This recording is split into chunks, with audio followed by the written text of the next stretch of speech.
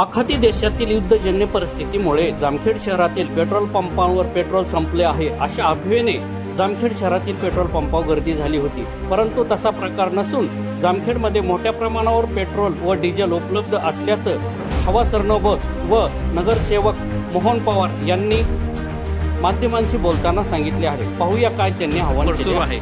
तर तुम्ही नागरिकांना जामखेडकरांना काय आवाहन करणार?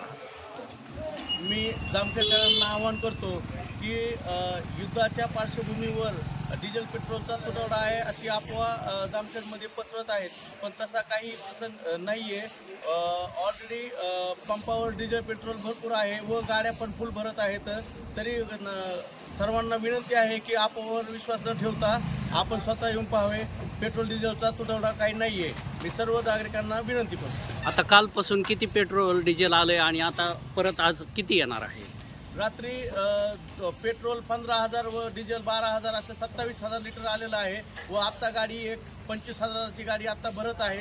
त्यामुळं नागरिकांना आव्हान आहे की डिझेल पेट्रोलचा तुटवडा नाही आहे। नागरिक घाबरून डिझेल पेट्रोलचा साठा करायला लागलेले आहेत, त्यामुळे कलेक्टर ऑफिसमधून सांगितलेलं आहे की कुणालाही ड्रमामध्ये याच्यामध्ये डिझेल पेट्रोल देऊ नये, बाटलीमध्ये, तरी कुणीही साठा करू नये ही विनंती। नगरसेवक मोहन पवार।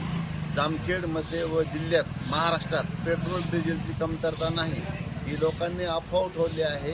आपल्यावर कुणीही विश्वास न ठेवता स्वतः येऊन जरी पाहिलं तरी भरपूर डिझेल पेट्रोल आहेत, टँकर उभे आहेत, टँकरची परत आवक येत आहे। त्यामुळं लोकांनी अफवांवर बंद आहे, संपलं आहे असे विश्वास कुणीही ठेवू नये। चालू आहेत आणि भरपूर आहे, गर्दी करू नाही आणि जास्तीत अफवा काहीच उठू नाही।